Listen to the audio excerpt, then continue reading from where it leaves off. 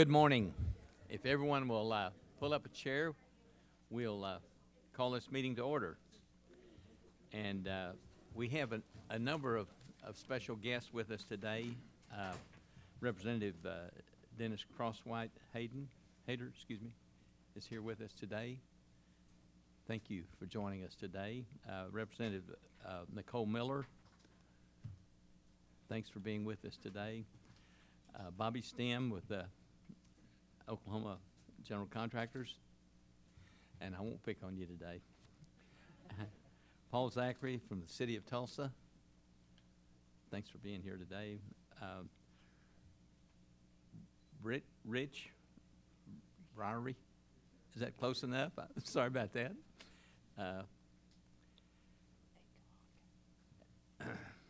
Thank you all for being here. At this time, will the Secretary please call the roll? Mr. Coburn. Coburn here. Mr. Grimsley. Grimsley here. Mr. Freimiller. Freimiller here. Mr. McCowan. McCowan here. Mr. Dyson. Dyson here. Mr. Alexander. Alexander here. Mr. LaForge. LaForge's here. Mr. Peterson. Here. We had a unanimous, everyone's here but one, and I checked today, we don't have another commissioner in line yet, so I guess we'll just go with one short. Mr. Johnson, you're now recognized to introduce the new traffic engineer and the roadway design engineer. Good morning, Mr. Chairman, members of the commission. Pleased to present to you today two appointments to some of our key functional areas in our design area. First, I'm pleased to announce Ms. Lauren Parrish as our new state traffic engineer. Ms. Parrish joined the department in 2013 after working in the private sector for more than 7 years. She's held various positions throughout the department in our roadway and traffic divisions, some noteworthy stints serving as 5 years as our geometric engineer focusing on geometric design and traffic operations. Since 2020, Ms. Parrish has also served as our assistant state traffic engineering, overseeing planning and analytics, safety in our design branches. Ms. Parrish received her Bachelor of Science in Civil Engineering from the University of Oklahoma in 2008, so please help me welcome Ms. Parrish to her new role.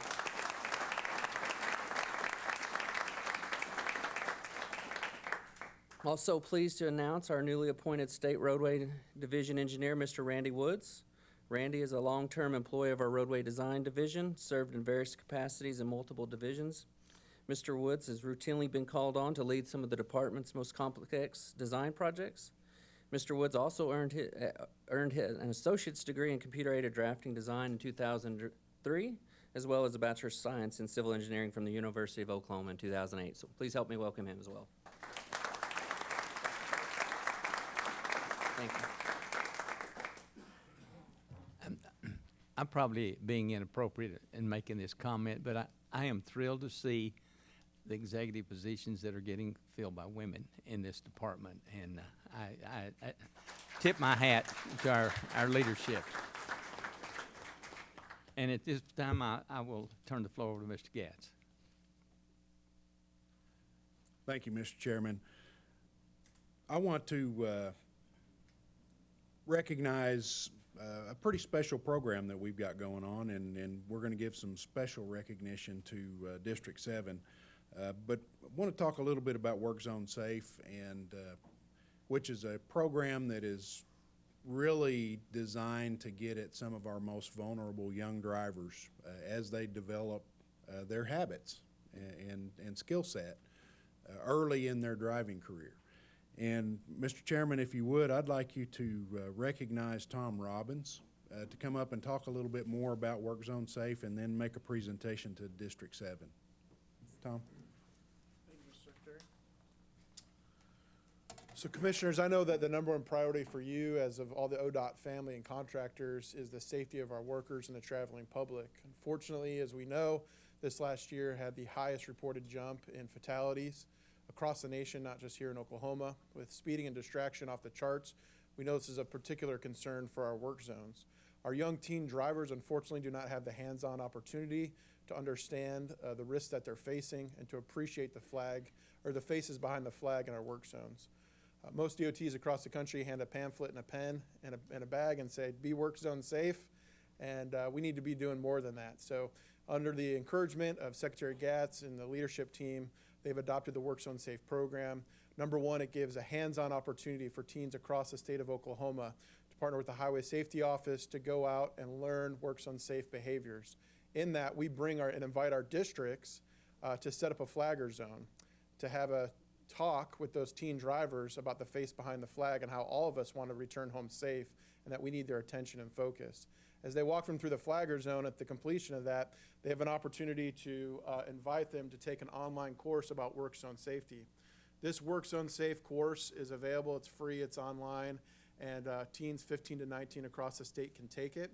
They learn about Work Zone Safe behaviors of speeding, distraction, signs, scenarios. Most importantly, though, they learn about Work Zone Safe faces, where they're introduced to the memorial that's out front of our headquarters, and additionally, they're told specific stories, unfortunately, about people that have had to face the consequences or have had loved ones impacted.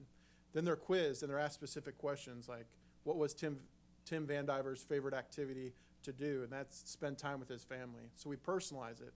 But then probably most importantly, we recognize and reward them for being Work Zone Safe partners. So they have an opportunity to receive an insurance discount. Here in Edmond, Oklahoma, they can receive a 60-minute pass to Edmond Sky Zone. And then they can also receive a $500 Work Zone Safe Educational 529 scholarship. Bobby STEMS Association was the first one to offer that. And then starting in September, we'll have 3 $500 scholarships that we're able to give out to recognize and reward these. I would like to point out that Oklahoma is leading the country in doing this. As of September, the Work Zone Safe course will be the national teen driver Work Zone Safe course that was pioneered here in Oklahoma and will be adopted and available nationally to any DOT, Highway Safety Office, driving school, parent or teen that wants to be educated, engaged, recognized, and rewarded. As a part of that, I would say that probably no ODOT field employee joins ODOT because they want to be a public speaker, but we found as we brought them in and talked to the teens that after that first go-around, they really enjoyed the opportunity to share why they chose this as a profession, why they need those teen drivers to be safe. So of that, I'm pleased to announce that in our first inaugural year, we have selected District Number 7 to receive our inaugural Oklahoma Work Zone Safe Award for their teen driver education and engagement. They, through their efforts at 3 different events, educated and engaged over 1,200 students, giving them an opportunity to have the face behind the flag and be Work Zone Safe. So with that, I'd like to invite them up.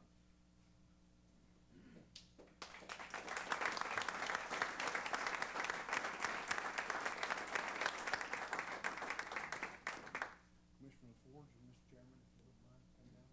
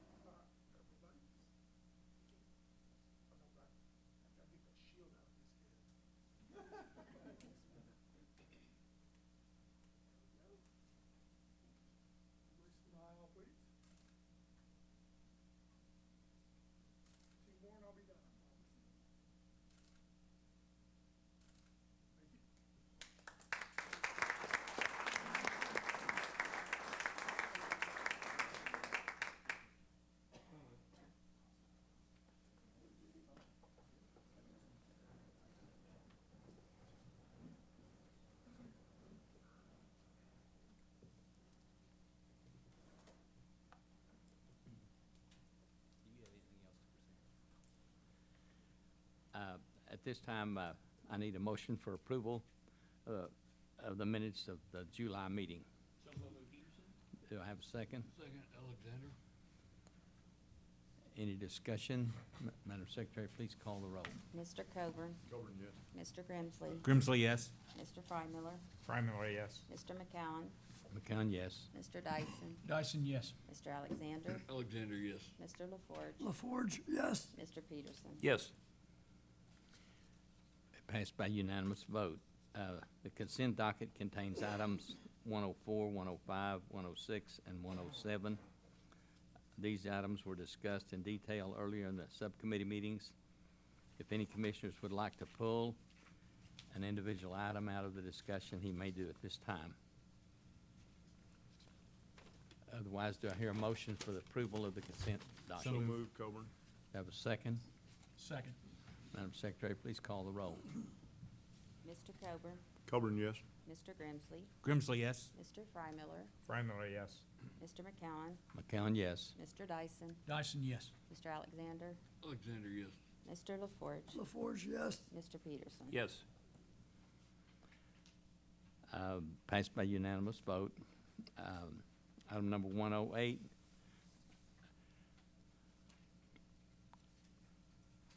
Good morning, Mr. Chairman, members of the commission, Mr. Secretary. Item 108 is my programming item this month. I have Rogers County and Commission District 8. Department requests approval to program a project to repair fire damage to the I-44 US 412 over Spunky Creek. The estimated cost of this project is $250,000, and the project can be ready for a February 2023 letting. The party responsible for the damage is known. Approval is recommended. Try to answer any questions if you have any this morning. What did they do? They actually started a fire underneath the bridge, and it damaged some of the concrete, so it spalled. We're gonna have to do some repair there and basically clean it up, so. I mean, as a destructive fire or? Possibly keep warm because it was a homeless person, so, yep.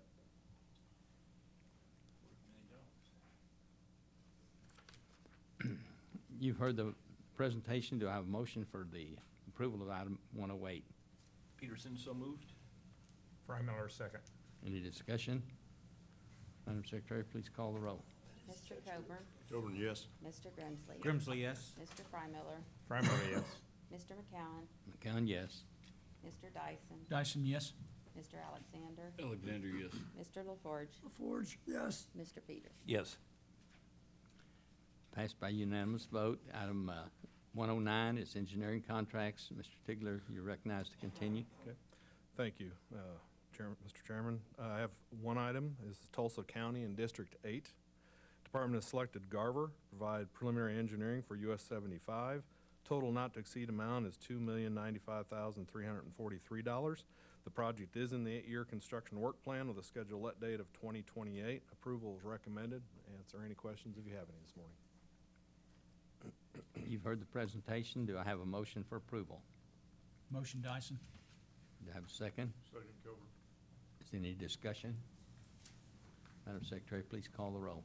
Mr. Coburn, Coburn, yes. Mr. Grimsley, Grimsley, yes. Mr. Frymiller, Frymiller, yes. Mr. McCowen, McCown, yes. Mr. Dyson, Dyson, yes. Mr. Alexander, Alexander, yes. Mr. LaForge, LaForge, yes. Mr. Peterson. Yes. Passed with a unanimous vote. Item number 110 is the engineering contract supplement. Mr. Tigger, your response. Thank you, Recognized Mr. to Chairman. continue. Part A, I have 3 items this month. Part A is McLean County and District 3. We previously authorized Triad Design Group to prepare construction plans for I-35 at the State Highway 9 West interchange. Supplement not to exceed amount is $1,848,150. This project is included in the 8-year construction work plan with a scheduled let date of 2023. Part B in Oklahoma County and District 4. Department previously authorized HNTB Corporation to prepare construction plans for I-44. Supplement not to exceed amount is $1,388,330. This project is also in the 8-year construction work plan with a scheduled let date of 2026. And finally, Part C, we have Stevens County and District 7. Department previously authorized Freeze and Nichols to prepare construction plans for US 81. Supplement not to exceed amount is $222,455. This project, too, is included in the 8-year construction work plan in 2026. Approval is recommended. Try to answer any questions if you gentlemen have any this morning. You've heard the presentation. Do I have a motion for approval of item number 110? LaForge, move for approval. Do I have a second? Alexander, second. Any discussion? Madam Secretary, please call the roll. Coburn, yes. Mr. Grimsley, Grimsley, yes. Mr. Frymiller, Frymiller, yes. Mr. McCowen, McCown, yes. Mr. Dyson, Dyson, yes. Mr. Alexander, Alexander, yes. Mr. LaForge, LaForge, yes. Mr. Peterson. Yes. Thank you. Thank you. Passed by unanimous. At this time, Mr. Leonard, you make your presentation on change orders. Morning, Mr. Chairman, members of the commission, Mr. Secretary. I'd like to present item number 111, parts A through U. These are change orders on projects which have a cumulative total of change orders of $75,000 or less. This item is presented for your information only. No action is necessary, but I'd be glad to answer any questions. If there's no questions of Mr. Leonard, you can proceed to Thank you, Mr. Chairman. item 112. Item number 112, parts A through double D. These are change orders on projects which have a cumulative total of change orders greater than $75,000. Your approval is recommended, and I'd be glad to answer any questions. Do I hear, you've heard the presentation, do I have a motion for approval? LaForge move for approval. Have a second? Coburn, second. Any discussion? Madam Secretary, please call the roll. Mr. Coburn, Coburn, yes. Mr. Grimsley, Grimsley, yes. Mr. Frymiller, Frymiller, yes. Mr. McCowen, McCown, yes. Mr. Dyson, Dyson, yes. Mr. Alexander, Alexander, yes. Mr. LaForge, LaForge, yes. Mr. Peterson. Yes. Thank you. Thank you. Passed by unanimous vote. Item 113 is proposed bid openings. Ms. Good Allen. morning. Excuse me, Mr. Chairman, Mr. Secretary, members of the commission. I'll be presenting the item 113 on behalf of Ms. Hilmes. Item 113 consists of the final September, the tentative October, and the tentative November 2022 bid openings. The department recommends commission approval of this item. You've heard the presentation. Do I have a motion for approval of item number 113? Peterson, so moved? Do I have a second? Second, Dyson. Any discussion? Madam Secretary, please call the roll.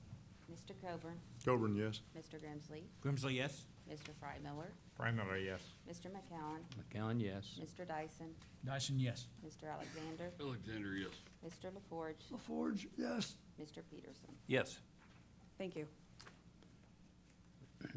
Passed by unanimous vote. Chairman, item number 114 is the awards by Mr. Dels. You're Yes, sir. recognized. Good morning, Commissioners, Mr. Chairman. Item 114 are our recommendations from the July 14th bid opening. It's recommended that the following items from the July 14th bid opening referred to by call order be awarded. As call orders 100, 105, 110, 112, 115, 120, 125, 130, 135, 139, 140, 145, 150, 155, 165, 170, 180, 185, 190, 195, 200, 205, 210, 215, 220, 230, and 235. It is recommended that the following items from the July 14th bid opening referred to by call order be rejected. It's call orders 136, 137, 138, and 240. This concludes our recommendations for awards, and your approval is requested. You've heard the presentation. Do I have a motion for approval? Coburn, so moved. LaForge, second. Any discussion? Madam Secretary, please call the roll. Mr. Coburn, Coburn, yes. Mr. Grimsley, Grimsley, yes. Mr. Frymiller, Frymiller, yes. Mr. McCowen, McCown, yes. Mr. Dyson, Dyson, yes. Mr. Alexander, Alexander, yes. Mr. LaForge, LaForge, yes. Mr. Peterson. Yes. Thank you. You have a unanimous vote. This time we have the director's report. Secretary Gatz, you're recognized to present. Mr. Chairman, Commissioners, really appreciate the work of Tom Robbins and all of the field districts and their efforts around Work Zone Safe, and certainly that was nice recognition for District 7, Commissioner. And really appreciate whatever we can do to help our young drivers understand the responsibility that comes with receiving a driver's license, and understanding a little bit more about how to safely navigate a construction work zone, which is probably some of the more dangerous locations that they'll encounter out on the highway system. So really appreciate the focus and the efforts that they put forward. Also, I appreciate Chairwoman Miller and Representative Crosswhite-Hader being with us this morning. Their support for all things transportation is paramount in everything that we do. And with that, I got a little bit of an announcement this morning. as far as our structurally deficient bridge conditions across the highway system, we're pretty excited about it. The department goes through our annual inspection cycle, and again, every public bridge gets inspected at least once every 2 years. We wrap those cycles up annually and submit the data to the Federal Highway Administration by calendar year. So we completed our inspection cycle on December 31 of 2021, submit that data, and then eventually we will get information that comes back to us from Federal Highways that will allow us to understand a little more about where we rank. And as of this year's tape, the department has moved up from number 7 in the country to number 5 in the country. So we're continuing to make progress with 45 structurally deficient bridges out on the highway system. And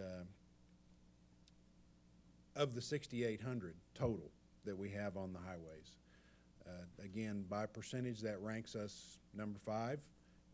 We are extremely grateful for the support of the legislature, certainly Governor Stitt, and all the previous governors, because this is a long-term commitment that only increasing resources can help to address.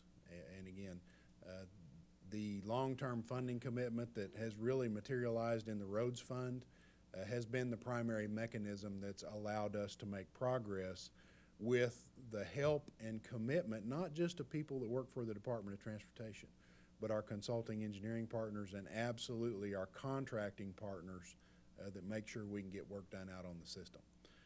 So something to be hugely proud of.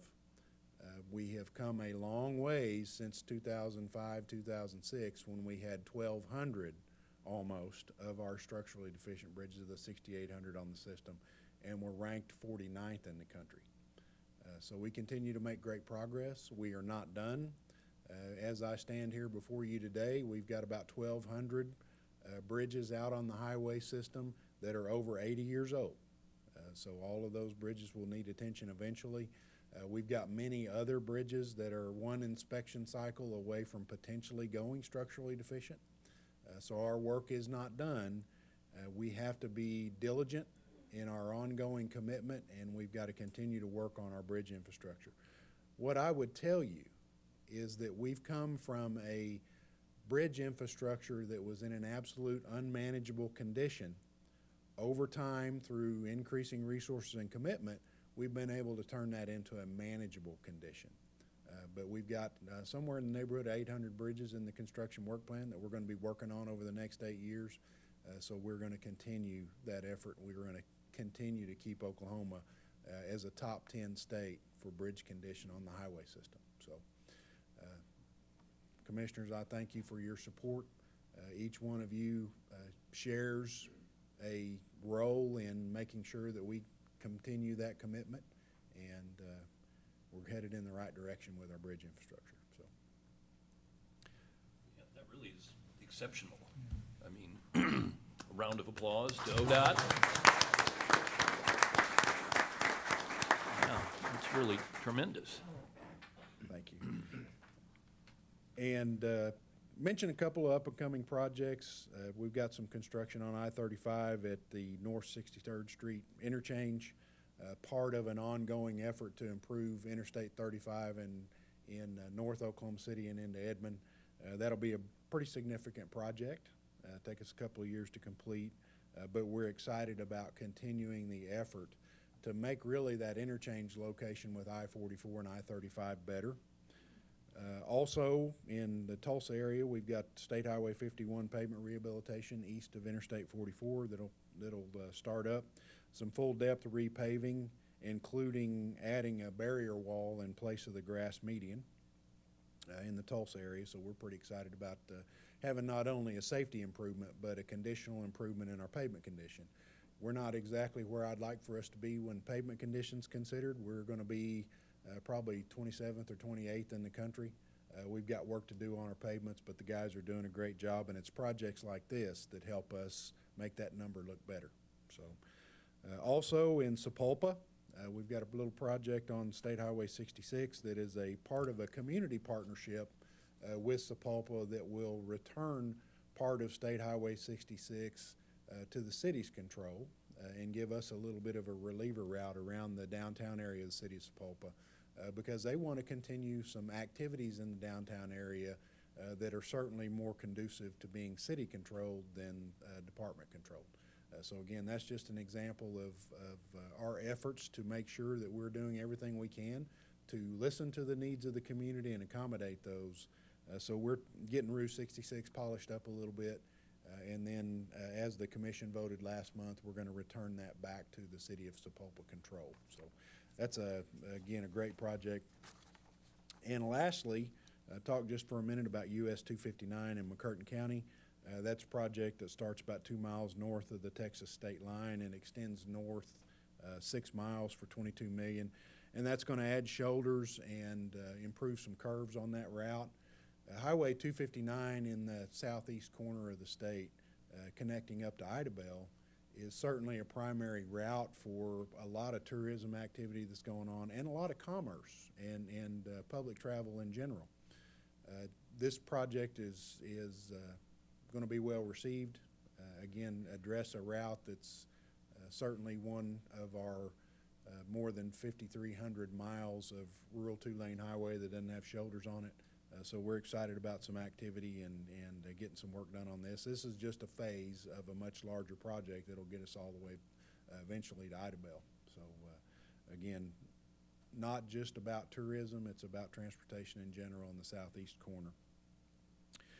And our next commission meeting will be just after Labor Day.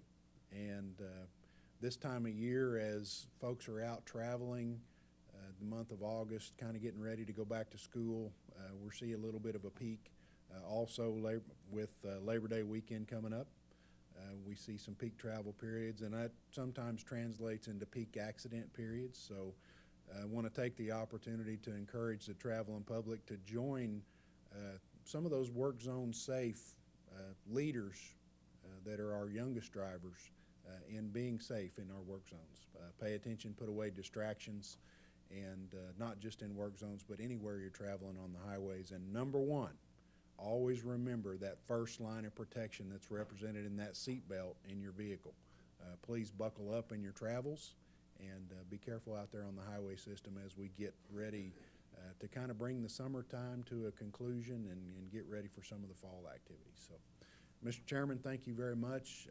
I would stand for questions from you or any of the commissioners. Any other? I have a Question. couple. It's okay. First, I want to commend the department. I think one of the really effective things that the department does on social media is the memorials to the workers.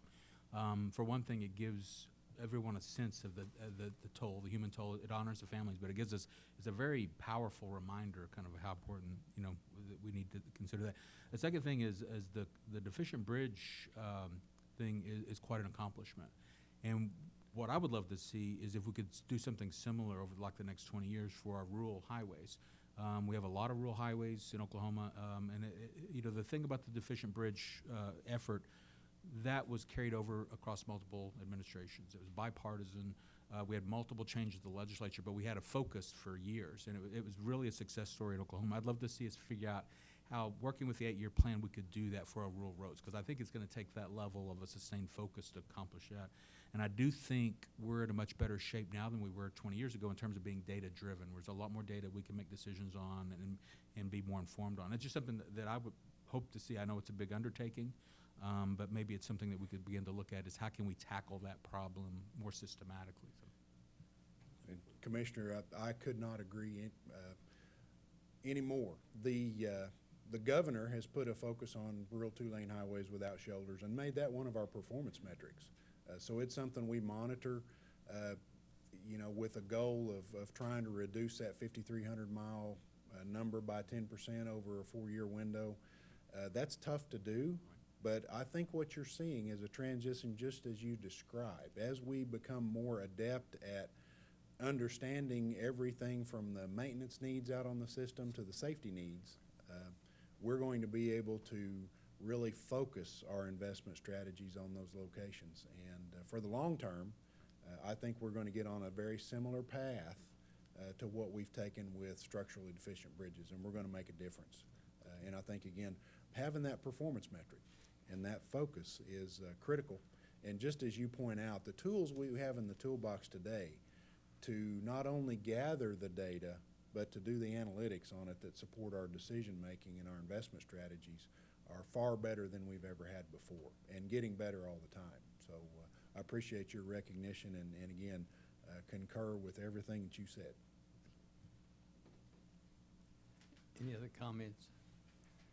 Thank you, Mr. Thank you very Chairman. much. I just second his conversation on the accomplishments that you've made. It's really exciting, the things that you're getting done, especially the bridges.